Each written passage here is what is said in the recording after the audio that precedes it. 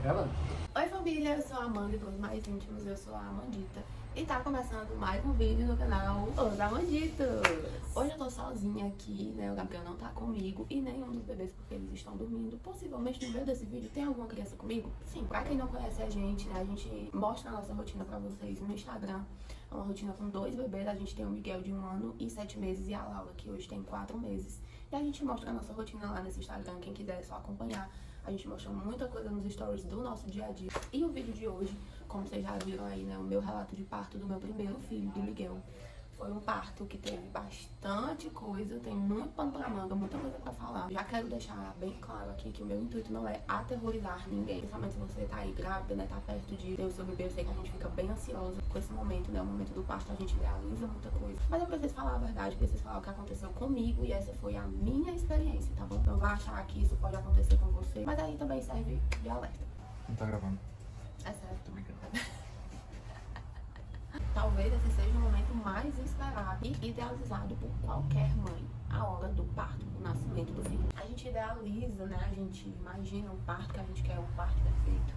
E, como qualquer mãe, eu também imaginava e idealizava isso. Eu não vou mentir pra vocês que, assim, o parto normal me dava medo, porque eu tinha muito medo da dor. E o parto cesárea me dava medo, porque eu sempre tive muito pavor de injeção, então eu sempre pensava na anestesia. Por mim, a criança saía de um espirro, sim, saía sem eu precisar sentir nada. Mas aí a gente sabe que o melhor é o parto normal, tanto pra mãe quanto pra criança. Então eu fui mentalizando isso. Sempre tinha isso na minha cabeça, não, tem que ser normal, tem que ser normal, tem que ser normal. Eu tive uma gestação extremamente ativa, né, nas primeiras semanas, aí nos primeiros 3 meses eu precisei ficar de repouso, porque eu tive um descolamento ovular. Mas depois eu fiquei muito ativa, eu trabalhei, eu e o Gabriel, a gente tinha uma confeitaria. Então eu trabalhei até 2 dias antes do Miguel nascer. Miguel nasceu dia 28 de dezembro de 2022. E a gente trabalhou até dia 25 de dezembro, né? Como a gente tinha confeitaria, o Natal era uma época muito boa. Então, tudo tranquilo, fiz o pré-natal, tudo certo. Nunca tive nenhum problema de saúde, fora o descolamento no começo da gravidez. Sempre fiz todos os exames certos, as consultas, ultrassom. Sempre tava tudo certo, tudo normal. Contratamos uma doula muito conhecida aqui na minha cidade. E em alguns encontros, né, com ela, ela falou, ó, pode ser que no dia do seu parto eu não esteja disponível. Isso é normal, gente, porque sabe quando é que vai entrar em trabalho de parto? Pode ser que eu não esteja disponível, mas aí eu mando outra doula, né, que é da minha equipe lá e tal, te auxiliar, fazer todo aquele trabalho. Tudo bem, tudo ótimo. Eu entrei nas 41 semanas e o Miguel adorando estar no forninho. Ele não dava nem sinal nenhum que queria sair. Eu tinha muita contração de treinamento, mas assim, era só isso que eu tinha. Ia pro hospital, fazia cardiotoco e era literalmente só contração de treinamento mesmo. Já nas últimas semanas, né? Quando eu fiz 41 semanas, a gente foi pro hospital tentar a indução. Aqui eu quero começar a falar uma coisa que pra gente foi decisivo. Acho que foi decisivo em tudo de errado que deu no nosso parto. Que foi não ter ouvido o nosso obstetra. A gente deu mais ouvidos à doula do que a ele. E aí eu não estou, pelo amor de Deus, não estou dizendo que doula é errado, que é isso, que é aquilo outro. Eu estou falando de como, mais uma vez, é a minha experiência, foi a minha experiência. E nisso, eu e o Gabriel, nós temos total responsabilidade. Porque quem decidiu ouvir mais a ela do que a nossa obstetra fomos nós. A gente criou o parto normal, a gente sabia que ela também era a favor do parto normal, natural. Ela soube que era meu médico, ela disse, ele é cesarista, né? Qualquer coisa ele vai querer te fazer uma cesárea. Eu já fiquei meio assim. Se meu obstetra, ele atende em um hospital muito conhecido aqui, eu tenho um plano de saúde. E eu poderia ter feito lá o meu parto com ele, caso fosse cesárea, agendar a cesárea com ele. Só que eu não fiz. Eu simplesmente, acho que com 38 semanas, eu tinha que ficar de 15 em 15 dias. Eu não fui mais, porque eu pensei assim, com 41 semanas, se eu não entrar em trabalho de parto, eu vou pro hospital que a dona me indicou, que ela disse que era o melhor. E eu vou ser atendida lá e vai dar tudo certo. Mas mãe de primeira viagem, gente, não adianta julgar e não adianta ficar pensando que, se eu tivesse feito tal coisa, hoje tudo seria diferente. Chegou às 41 semanas, fomos pro hospital, fomos lá entrar pra começar a indução. E até aí tudo certo, né? A gente teve que esperar praticamente o dia inteiro pra conseguir alguma vaga, porque praticamente todos os bebês de Fortaleza resolveram nascer no mesmo dia. A gente chegou lá de manhã e a gente só conseguiu subir pro apartamento de noite. Quase nas 41 semanas, aquele bucho gigantesco, perambulando no hospital. E entrei em contato com a doula. E ela me falou, eu tô aqui no hospital, né? Porque todo parto que ela podia, ela indicava pra esse hospital. Tô fazendo outro parto, mas a gente vai se falando. Consegui subir pro apartamento, tava só eu e o Gabriel. A gente já colocou o primeiro comprimido meia-noite. Ele teria que ser colocado de 6 em 6 horas. É um comprimido vaginal, e aí eles colocam o comprimido lá e o teu corpo, ele começa a fazer o trabalho de parto sozinho. Colocamos o primeiro comprimido meia-noite, a gente jantou, não senti nada. E aí quando foi mais ou menos umas 7 horas, 7 e pouco, teve um pouquinho de atraso, né, porque sempre tem troca de plantão, vieram colocar o outro comprimido. E quando colocaram esse outro comprimido, passou pouco tempo e eu comecei a sentir uma dor de barriga. Eu lembro que eu até postei no Twitter assim, eu não sei se eu tô com dor de barriga ou se eu tô com contração. Mas eu tava com dor de barriga e com contração ao mesmo tempo, né, já tava ali começando, de fato, o trabalho de parto. E aí eu entrei em contato com a doula, tô entrando no trabalho de parto e tal. E em nenhum momento eu falei nada com o meu obstetra. E não atendia nesse hospital que eu tava, né, então eu não falei nada. Eu falei com ela, tá bom, vai me dando notícias. Quando você entrar na fase de trabalho de parto ativo, aí, né, eu tenho que, enfim, ver se eu vou, ver se eu mando alguma outra doula. Ok. Fui no banheiro, né, várias vezes, esvaziei tudo que eu tinha que esvaziar, e realmente me deu muita dor de barriga. As minhas contrações, elas estavam num intervalo muito curto, muito curto. Eu já comecei a falar pro Gabriel, isso não tá normal. Tipo, eu não tinha 1 minuto de intervalo de uma contração pra outra. E eu já tinha vontade de fazer força. Eu fazia força. E eu pedi pro Gabriel chamar alguém, né, alguma técnica, alguém, porque tava só eu e o Gabriel na sala. Eu já tinha avisado pra elas, né, pro pessoal da equipe do hospital que eu já tava com contração, mas até então tava só eu e o Gabriel na sala. E o Gabriel falando com a doula, gente, eu não queria nada, eu não queria ouvir nada. A gente tinha feito uma playlist, né, e tal, eu não queria ouvir nada, eu não queria que ninguém tocasse em mim, eu não queria nada. Eu tava sentindo uma dor tão absurda, que acho que se eu fechar o olho eu consigo lembrar exatamente da sensação que eu senti naquele momento. Eu tava achando estranho porque eu não tinha intervalo de uma contração pra outra. A médica lá do plantão pediu pra fazer um cardiotoco. E a doula, que estava lá no hospital, mas estava em outro trabalho de parto, mandou outra doula, né, como ela tinha dito que ia fazer. Quando essa doula chegou, ela falou assim, deixa eu olhar aqui, ver se tem alguma, né, porque tu já tá fazendo força, pode ser que o meu bebê já esteja descendo. Não, mas eu não tô sentindo ele descer, só tô sentindo vontade de fazer força, porque a minha contração vinha muito forte. Eu não tava conseguindo comer, eu tomei uma vitamina de morango e vomitei tudo. A médica viu que eu tava meio desidratada, né? Ela falou assim, não, vou te passar um soro. Depois desse soro, que já ia dar a hora de eu colocar o outro comprimido, né? Já ia dar ali perto de meio-dia. Depois que tu tomar o soro e tu estiver hidratada, aí a gente coloca o outro comprimido, tá certo? Vamos fazer aqui o exame de toque, eu tava com 1 centímetro de dilatação. Eu falei, não, isso não tá normal, eu não aguento, gente, era muito dor. E assim, sempre que eu via relatos de parto, né, sempre que eu ouvia, sempre que eu pesquisava, sempre que eu me informava, não era assim, né, não era num intervalo tão curto. Tinha contração minha que vinha de 30 em 30 segundos, 40 segundos, 1 minuto, mas não demorava 2 minutos. E eu tava com 1 centímetro de dilatação, eu falava assim, como assim? Daqui pra dilatar 10 centímetros eu vou ficar sentindo isso aqui. O meu plano não dava direito à analgesia.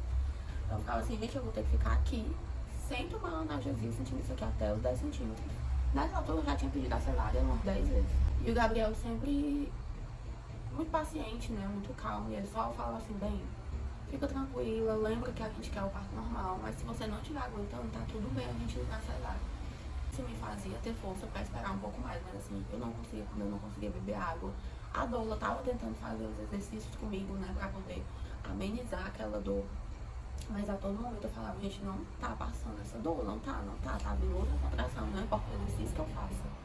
Não importa o exercício que ela faça, isso não passa. Depois que eu tomei o soro, eu até melhorei, mas foi coisa assim de 10 minutos, no máximo. E voltou de novo as contrações do mesmo jeito. E eu pedi pro Gabriel chamar alguém. A doula saiu pra almoçar, né, e ficou só eu e o Gabriel de novo. E a todo momento o Gabriel falando, tanto com a doula que a gente tinha contratado, como com a doula que veio, né, pra me ajudar no parto. Nossa família já tava de sobreaviso também do que tava acontecendo, né, porque qualquer coisa, se fosse ter cesárea, a gente também ia avisar. E isso se arrastou aí até a tarde, eu tomei só essa bolsa de soro, não consegui comer nada, como eu falei pra vocês. Isso se arrastou a tarde inteira. Quando foi assim, 4 e pouco pra 5 horas, veio outro médico e ele fez um exame de toque em mim. Eu tava com 2,5 centímetros de dilatação. Eu comecei a sentir as contrações por volta de 8, 8h30 da manhã. Já era quase 5 horas da tarde. Eu não tinha colocado outro comprimido. Não tinha vindo ninguém, porque a médica tinha dito que depois, né, ia me avaliar e tal. Depois do soro ia me avaliar e ia ver a possibilidade de colocar outro comprimido. Aí esse outro médico veio e falou assim, ó, vamos fazer outra cardiotoco. Nessa cardiotoco, foi que ele viu, toda vida que eu tinha uma contração, o batimento do Miguel diminuía. Isso eu sentindo muita contração, aí foi que ele falou, exatamente com essas palavras. Na cardiotoco, eu vi que batimentos do bebê tá baixando sempre que você tem uma contração. E isso não é legal. Se você quiser continuar o processo de indução, você pode continuar, mas é por sua conta em risco. Mas se você quiser, a gente faz a cesárea. Nesse momento, a doula tava com a gente. Tava eu, Gabriel, a doula e o médico. Ele falou assim, eu vou sair 5 minutinhos e dar um tempo pra vocês pensarem. Isso já eram umas 5, 5 e meia. A doula também saiu. Essa doula conhecia esse médico. Ela disse que ele que tinha feito parte da primeira filha dela. Eu conversei com o Gabriel e eu falei assim, eu não tô mais aguentando. Eu não tô aguentando. Eu tô sentindo que isso não tá normal. E o Gabriel falou assim, então vamos pra cesárea. Não vamos mais ficar tentando isso aqui. Quando a gente decidiu isso, a gente chamou a doula, né, que ela tinha ficado fora do quarto. E aí ela falou, esse médico é muito bom. Ele que fez o parto da minha primeira filha, mas foi uma cesárea. Ele é cesarista. Gente, a boca que a única coisa que eu escutava era que todo médico era cesarista. Todo médico era cesarista. Na altura do campeonato em que eu me encontrava, eu só queria que o meu filho nascesse. Aí o que foi que aconteceu? Ela estava escrevendo no notas do celular dela uma mensagem pro Gabriel, dizendo que já tinha acompanhado outros partos desse jeito, né, que a pessoa tinha passado muitas horas e não tinha evoluído de dilatação. E que nesse caso era melhor eu ir pra cesárea. Ela mostrou pro Gabriel, ela mostrou pra mim, que estava escrevendo isso e ia dizer isso pro Gabriel. Não ia me dizer porque, gente, eu não queria, assim, por mim, eu não ouvia a voz de ninguém, eu não ouvia nada, eu não queria que ninguém chegasse perto de mim. Então eu tava assim, naquele momento de só me concentrar em sentir menos dor possível. E aí eu falei, pois chama o médico, vamos dizer pra ele que eu quero a cesárea. Eu continuei sentindo muita dor, muita dor, muita dor. Eu só queria ir pra esse centro cirúrgico e fazer essa cirurgia. Nem pensava na agulha. O Gabriel não pôde entrar comigo na sala, né? Quando na hora da analgesia, mas a doula entrou. E isso pra mim foi muito bom, porque me deu muita força. Quando eu entrei na sala de cirurgia, era mais ou menos umas 6 horas da noite. E tomei a analgesia. Quando eu fui deitar na cama, eu tava sentindo contração. E aí eu falei, eu tô sentindo contração. E a médica, a anestesista, pegou uma esponjinha, eu lembro que ela pegou uma esponjinha molhada e passou assim no meu rosto. Ela falou, você tá sentindo isso aqui? Ela falou assim, eu tô sentindo contração. Tô sentindo muita contração, minha barriga toda dura. Aí ela falou assim, não, pegou a anestesia, vou ter que dar de novo. Meu Deus do céu. Tomei a segunda anestesia e essa deu certo. Depois que eu tomei a anestesia, eu lembro que eu ficava perguntando pra ela direto, cadê o Gabriel? Que ele vai entrar. Ela falou assim, calma, ele já tá lá fora, ele vai poder entrar. O parto já ia começar, e nada do Gabriel entrar, e eu chamo o Gabriel, e aí o Gabriel entrou. Não sei se por conta das 2 anestesias que eu tomei, assim, às vezes pra mim, o momento do parto fica como se fossem flashes. Pra mim, foi um tempo muito curto do que o que realmente foi. A gente colocou a playlist pra tocar, que a gente tinha feito pro nascimento do Miguel. Miguel, ele falou, né, ó, a gente vai tirar o bebê agora. E a gente ficou naquela expectativa. Quando ele tirou o Miguel, ele baixou o pano. E eu vi o Miguel roxo. E o Miguel não chorou. E eu vi ele muito apressado, assim, cortando o cordão. E a pediatra já veio e pegou o Miguel. E nada do Miguel chorar. E eu lembro que eu, tipo, eu não conseguia perguntar o que estava acontecendo, mas eu acompanhei com o olho tudo que ela estava fazendo. Ela ficou assim atrás de mim e eu fiquei olhando pra trás. E pra mim foi assim, aquilo durou uma eternidade de tempo. Mas eu acho que não deve ter durado nem um minuto. Assim. E ela tava lá tentando fazer uma manobra pra ele voltar a respirar, né? Ele nasceu sem oxigênio. Quando a gente ouviu o choro do Miguel, foi assim, parece que saiu. Não sei nem o que dizer. Saiu assim um peso gigantesco das nossas costas. Miguel chorou, graças a Deus. Veio pra perto de mim, eu beijei ele, falei com ele. Mas eu lembro que eu não tinha muita ação. Eu lembro até que a médica falou assim, fala com ele, mãezinha, pode falar o que você quiser. Aí a gente foi pro quarto, o Miguel tava bem, mamou, a doula ficou com a gente lá naquela primeira hora, depois que ele foi lá pro quarto, né? E tava tudo bem, ficou tudo bem. Né, fiz a cesárea. E aí começa a segunda parte dos problemas.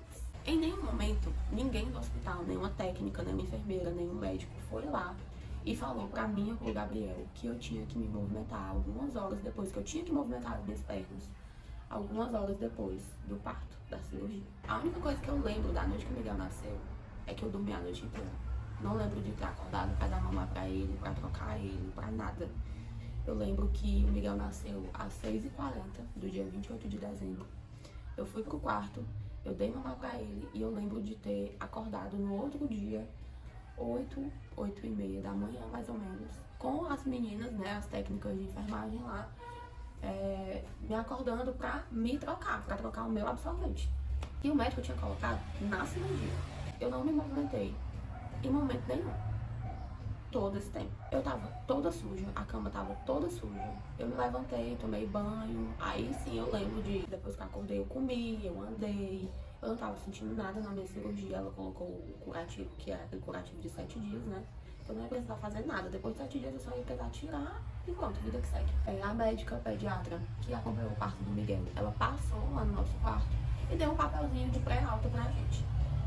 Nesse papelzinho, a nossa alta estava programada para 7 horas da noite, né? O Miguel tinha nascido 6h40, aí estava 7 horas da noite, né? 24 horas lá no hospital, tudo ok. Fez o teste, fez todos os testes com ele, tava tudo ok. Eu lembro que o Miguel, quando ele mamava, o Miguel mamava muito. Quando ele mamava, ele fazia, tipo assim, sabe quando você tá respirando fundo? Ele fazia isso, né? Só que até então, pra mim, era como se ele estivesse realmente só respirando fundo. E aí toda aquela coisa, né, de estar encantado com o bebê, dele mamar, você comer e tal, não sei o que, tudo certo. Até que a minha irmã e a mulher do meu pai, a minha madrasta, foram visitar a gente. Chamou ela de tia, né? Aí a tia Sandra percebeu que o Miguel tava fazendo isso, né? Tipo assim, esse suspiro. E aí eu falei pra ela, não, mas ela é só suspirando mesmo. Aí ela, tá bom. Só que depois que ela falou isso, eu comecei a perceber que ele estava fazendo com mais frequência e com mais intensidade. O que antes era uma coisa bem leve, como se fosse só um suspiro, já estava virando como se fosse tipo um tremelique dele. E aí eu comecei a ficar de orelha em pé. E eu falei pro Gabriel, e a gente começou a observar. Isso já era depois do almoço. A gente começou a observar e começou a ver que não, isso aqui não tá mais só um suspiro, isso aqui tá tipo como se fosse um tique. O Gabriel pegou o Miguel e levou lá pro pediatra, o pediatra do plantão, né? Ele levou, o pediatra avaliou, fez todos os testes lá nele e disse que tava tudo normal. Ela, mas ele não viu que o Miguel tá fazendo isso aqui? Aí ele falou, não, mas ele disse que isso é normal. Eu falei, isso não é normal. E aí já era 4h pouco da tarde. E aí o que foi que eu fiz? Eu não tava achando normal. A pediatra que acompanhou o parto do Miguel, quando ela me deu a pré-alta dele, ela colocou o número dela do WhatsApp atrás do papel. Eu falei com ela, fiz um vídeo, mostrei pra ela. Disse assim, ó, tá acontecendo isso aqui com o Miguel. O pediatra já viu, mas ele disse que tá normal, mas eu não acho que esteja normal. E aí ela falou, não tá normal, pode deixar que eu vou ligar pra ele. E vou falar com o pediatra e vou pedir pra ele reavaliar. Passou pouco tempo, o pediatra pede pra chamar o Gabriel. Quando o Gabriel vai lá e eu fico com o Miguel, eu já sabia que não era algo bom. O Gabriel foi, eu não quis ir, mas eu fiquei naquela curiosidade de tentar ouvir o que era. E aí eu fiquei assim, eu fiquei fora da porta do quarto, no corredor, e eu ouvi o médico falar internar e UTI. Naquele momento eu só queria que abrisse um buraco embaixo dos meus pés. Eu abraçava o Miguel tão forte que hoje, lembrando, eu não sei como foi que eu não machuquei ele, porque eu trazia ele assim pra mim. Eu lembro que nesse momento eu já comecei a chorar. Eu falei, não vou deixar meu filho na UTI, o que é que tá acontecendo? E o Gabriel veio, e ele já viu que eu já tava nervosa, que eu já tinha ouvido o que tinha acontecido. E ele falou que o Miguel ia ter que ficar na UTI porque ele precisava ficar em observação, eles precisavam ver o que é que o Miguel tinha. Eu e o Gabriel, a gente sempre diz que até aquele momento, o dia mais feliz da nossa vida tinha sido quando o Miguel nasceu, né, o dia 28.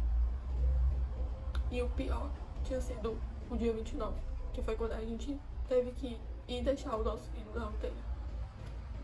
A gente falou pros nossos familiares, né, a gente não sabia o que estava acontecendo. E a gente falou pros familiares que a gente ia ter que deixar o Miguel na UTI. Isso já era umas 6h pouco da noite. A gente subiu a UTI, né, o Natal era no andar de cima. E a gente entrou na UTI pra deixar o Miguel. Lá elas tiraram a roupinha dele e me devolveram. E quando eu saí daquela UTI, eu senti a pior dor que eu já tinha sentido na minha vida. Eu não desejo isso pra ninguém, gente. Ninguém. É uma dor, parece que dói na nossa carne, sabe? E você simplesmente não poder estar com seu filho, você não saber o que tá acontecendo. E aí o Miguel entrou na UTI dia 29, né, de dezembro. Eu ainda consegui ficar mais 2 dias no hospital. Tava muito mal, eu chorei muito, eu fiz muita força, né, por conta do choro. E aí eu comecei a sentir dor na minha cirurgia. Eu fiquei com a roupinha dele todos os dias. Eu dormia e acordava com a roupinha dele, eu cheirava a roupa dele o tempo todo. A gente tinha 40 minutos de visita por dia, era o tempo que eu podia passar com ele. O Miguel começou a fazer eletroencefalograma. Em relação a isso, eles foram bem ágeis, sabe? O Miguel precisava fazer um exame Às vezes ele tinha que passar 12 horas, 24 horas com o exame, e aí eles já ligavam pra empresa que fazia o exame, e o plano de autorizava de imediato. Então, assim, em relação a isso, eles foram bem ágeis. O Miguel já fez, no primeiro dia, já fez um eletro, né, porque estavam desconfiando de epilepsia, por conta da falta de oxigenação dele ao nascer. E aí o primeiro eletro deu inconclusivo, né, o laudo saiu inconclusivo.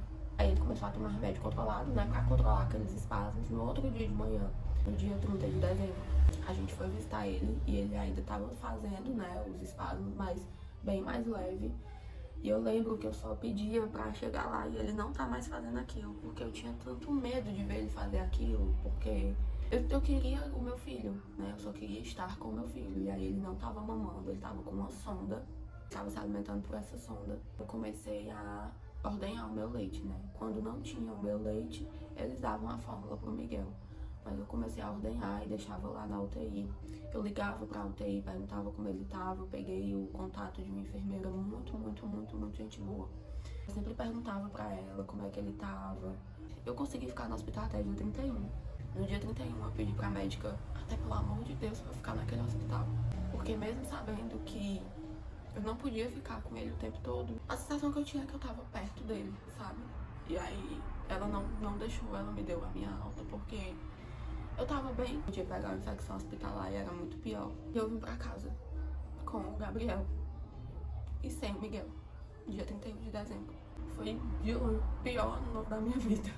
O pior ano novo da minha vida. Eu não consegui voltar pra casa, entrar na minha casa e ver o quarto dele, sentar com ele. Então a gente ficou na casa da minha sogra por uns dias. Depois a gente foi pra casa do meu pai, que era perto do hospital, porque a gente tinha que ficar indo pro hospital todo dia, pra poder ver ele, passar aqueles 40 minutinhos com ele. O Miguel ficou 11 dias na UTI. E aí a gente ficou naquela, né, de o Miguel estava medicado, estava tomando remédio controlado, e ele não estava mais sentindo os espasmos, mas ninguém sabia o que ele tinha. Precisavam de um laudo de um neuropediatra. E o hospital não tinha neuropediatra. Eu falei, e aí, o que é que eu tenho que fazer pra tirar meu filho daqui? Eles disseram que, tinha que encontrar um neuropediatra e ele tinha que ir lá e, enfim, solicitar o que fosse mais de exame pra ver o que é que o Miguel tinha. A gente podia ter solicitado isso pelo meu plano, mas, gente, a gente tava tão desnorteado que os médicos lá do hospital falaram, tem esse neuropediatra aqui que ele é o melhor dos melhores. Só que ele só atende particular. Se você quiser chamar outro, tudo bem, não tem problema. Mas esse aqui é o melhor. E no nosso caso, a gente queria o quê? Não, eu quero o melhor, porque eu quero saber o que meu filho tem. A gente pagou R$1.000 pra consulta dele, né? Ele foi no hospital, pediu exames, fez testes com o Miguel, fez uma infinidade de perguntas pra gente. Perguntou até como é que tinha sido a gestação, se eu e o Gabriel a gente tinha algum grau de parentesco, enfim, fez muitas perguntas pra gente. Ele pediu os exames pro Miguel e deu tudo bem, né? Quando deu tudo bem, ele falou, não, pode tirar o Miguel tá de alta. E até então eu tinha feito 2 eletros, o primeiro tinha dado inconclusivo e o segundo tá normal, mas ainda tem alguns traços, ainda tem alguns abalos indicando que tem isso, né? Só que o neuropediatra tinha falado que pode ser uma transição do cérebro dele, porque ele estava sem oxigênio, agora ele está com oxigênio, né? Ele teve oxigênio depois de um tempo. Isso foi uma transição, né? Ele pode estar sentindo isso por conta dessa transição. Só que ninguém sabe quanto tempo o Miguel tinha ficado sem oxigênio. Não tem como saber. Quando foi dia 6 de janeiro, o Miguel recebeu alta, fomos lá pegar ele tomou as vacinas, né? Só podia tomar as vacinas quando ele tivesse de alta. Quando a gente tava voltando pra casa, eu percebi que o Miguel tava com os espasmos. E ali, o meu mundo caiu. Mandei pro neuropediatra e ele falou, retorna pro hospital, tem que reinternar, vou pedir outra eletro. Gente, não consigo explicar pra vocês, não dá pra explicar, assim, realmente não dá pra explicar o que eu senti. A gente voltou pro hospital, eu tive que deixar de novo meu filho naquela UTI. E ele pediu outro eletro. Incrível que pareça, nessa alta que o Miguel teve, eu tava muito feliz, mas eu não tava me sentindo confiante. Eu não tava assim, com meu coração tranquilo, sabe? A gente já ia ter que voltar de qualquer forma no hospital, porque a médica, na hora que ela foi fazer a receita do remédio que ele tava tomando controlado, né, que a gente tinha que dar pra ele em casa também, ela rasurou. E na farmácia eles não aceitaram, porque era um remédio, né, controlado e tudo mais.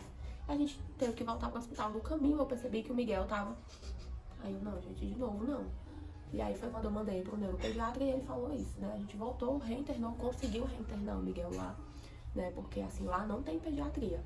Ele ficou nessa UTI neonatal porque ele nasceu lá, né? Mas, graças a Deus, a gente conseguiu reinternar ele lá. Ele fez outro exame, ele fez outro eletro. E nesse eletro, o laudo que o Miguel tava normal. O Miguel não tava sentindo mais nada. Ele tava normal. E isso deixou meu coração tranquilo. Hoje eu entendo que Deus fez isso justamente para que eu pudesse sentir essa calma, essa tranquilidade no meu coração. Né? De que tava tudo bem, que a gente podia ficar tranquilo, que o Miguel tava bem. Só que, nesse meio tempo que eu tava no meu pai, eu comecei a sentir um cansaço nas minhas pernas. Mas até então eu pensava que era só cansaço mesmo, né? Por conta da cirurgia, da rotina, eu andava muito, eu ficava muito tempo no hospital. No dia que o Miguel teve alta, dia 9 de janeiro, eu recebi o laudo de que eu estava com uma trombose na minha perna esquerda. Só que esse laudo pra mim, ele não... Assim, eu não tive a dimensão naquele momento do que eu tava tendo, porque eu tava tão feliz. A única coisa que me importava era o Miguel, a única coisa que me importava era que meu filho tava bem, que ele tava saudável, que ele ia vir pra casa e que a gente ia poder cuidar dele. Eu não tinha noção do que tava de fato acontecendo. Eu precisei ficar fazendo a aplicação de uma injeção anticoagulante. Pra quem tinha medo de injeção, tive que tomar 2 anestesias no meu parto e tinha que tomar 4 injeções por dia durante aí pelo menos uma semana. Pois como eu tava amamentando, eu tinha que continuar com as injeções porque era o único remédio que não interferia na amamentação. E aí a gente foi pra casa, né, dia 9 de janeiro, finalmente. O terror acabou, tirando nosso filho do hospital. Por mais que eu tivesse recebido esse laudo da trombose, pra mim não era nada, porque a única coisa que eu queria era estar com o nosso filho, né, lá na nossa casa. Eu só voltei pra casa dia 9 de janeiro, foi quando eu entrei em casa com ele, né, entramos no quarto dele com ele. Mas eu tive que passar uns meses, né, me tratando da trombose. E depois que passou todo aquele furacão das emoções, consegui ver que a gente foi muito negligenciado. O médico que fez o meu parto, ele em nenhum momento falou que o Miguel ele estava em sofrimento fetal, mas ele já estava, né? Essa questão do batimento diminuir depois da contração já indica um sofrimento fetal. E em nenhum momento ele usou essa palavra pra mim. Mas Deus é tão bom que a gente decidiu seguir o nosso instinto e quis fazer a cesárea. Porque, como eu disse pra vocês, né? Ele falou que se a gente quisesse continuar indo, isso era por nossa conta. Então realmente eu podia ter perdido o Miguel, né? A gente podia estar contando essa história com um final completamente diferente. E aí essa foi a primeira negligência, né? De não ter informado que ele estava em sofrimento fetal. Se eu tivesse perdido meu filho, pra eles iam ter perdido só um paciente, foi só um bebê hoje aqui que morreu, mas eu ia ter perdido a coisa mais importante da minha vida, né? Graças a Deus, pela misericórdia de Deus, isso não aconteceu, né? O Miguel, eu costumo dizer que o Miguel é um milagre, porque ninguém sabe há quanto tempo ele estava sem oxigênio. Ele não tem nenhuma sequela de nada, de nada. Eu vi histórias de mães que passaram pela mesma coisa e infelizmente o bebê ficou com paralisia cerebral. Então assim, se até hoje falar disso me dói, tendo meu filho aqui vivo, feliz e saudável do meu lado, eu fico imaginando como é que não fica o coração de uma mãe dessa, né? Porque querendo ou não, a gente acaba se culpando também, né? Por que eu não escolhi ir logo pra cesárea? Por que eu quis tentar a indução? E a outra negligência foi que ninguém veio falar pra gente que eu tinha que me movimentar, né? Então, assim, essa trombose muito provavelmente surgiu por conta de todo esse tempo que eu passei sem me movimentar. Mas eu tava num turbilhão tão grande de emoção, tava tendo tantos acontecimentos que eu não me dei conta, não me atentei aos sinais. Eu só vim prestar atenção já quando tava bem, assim, já tava bem avançado. Mas, como eu já falei, né? Deus, ele é tão misericordioso que não aconteceu também nada comigo. A minha trombose foi numa veia que não era uma veia principal, então foi mais tranquilo pra tratar. Mas mesmo assim é uma coisa muito séria, gente, muito séria. Isso mata, né? Se a trombose ela subir pro pulmão, você tem uma embolia pulmonar, você pode morrer. E, por fim, eu quero falar aqui agora especialmente da dor que a gente contratou, que ela fez um trabalho de nada pra gente, de absolutamente nada. Em nenhum momento ela perguntou durante o parto, né, como é que a gente tava. Ah, Amanda, mas ela podia estar se comunicando com a outra doula. No outro dia, eu falei pra outra doula o que é que tinha acontecido, né? E em nenhum momento a doula que eu tinha contratado falou comigo. Ela veio falar no outro dia, perguntou, oi, como estão? Sendo que ela estava lá no hospital. Ela estava no hospital porque teve um dia que eu fui visitar o Miguel na UTI e eu passei por ela. E ela não falou comigo, eu também não falei com ela, assim, por mim. Eu não queria nunca mais nem ver a cara dela. Pra mim, Amanda, não foi uma boa experiência. Me arrependo amargamente de ter contratado o serviço dela e de não ter ouvido o nosso obstetra, né? Na gravidez da Laura já foi completamente diferente. A gente seguiu tudo que o nosso obstetra falou, foi o mesmo obstetra. A gente contou pra ele tudo que aconteceu. E como eu falei pra vocês, a responsabilidade toda foi nossa, de ter levado as coisas por esse caminho.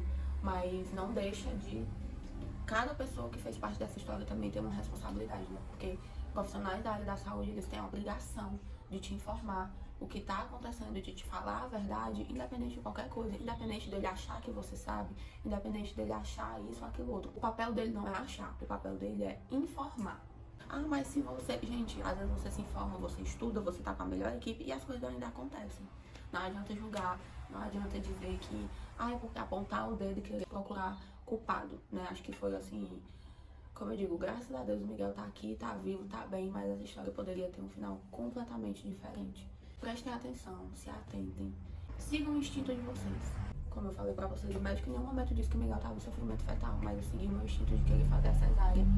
E foi a cesárea que salvou a vida do meu filho. Sei que hoje em dia, principalmente, demoniza muito a cesárea. Demoniza muitas coisas na maternidade, mas as pessoas não veem que a cesárea, ela salva vidas, né? Às vezes as pessoas, elas querem um parto normal a todo custo, e às vezes esse custo custa a vida do teu filho, custa a vida de uma mãe.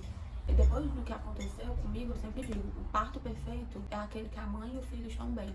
Aquele que a mãe e o filho estão vivos, bem e saudáveis. E é isso, gente. Esse foi o vídeo de hoje, meu relato de parto. Acho que ficou até um pouco longo, mas é porque realmente foi uma história bem extensa, bem longa. Graças a Deus, o Miguel tá aqui, tá bem, já vai fazer 1 ano e 8 meses. Bem saudável, graças a Deus. Tem toda a energia do mundo pra gastar. E é isso, espero que vocês tenham gostado. Beijo, até o próximo vídeo.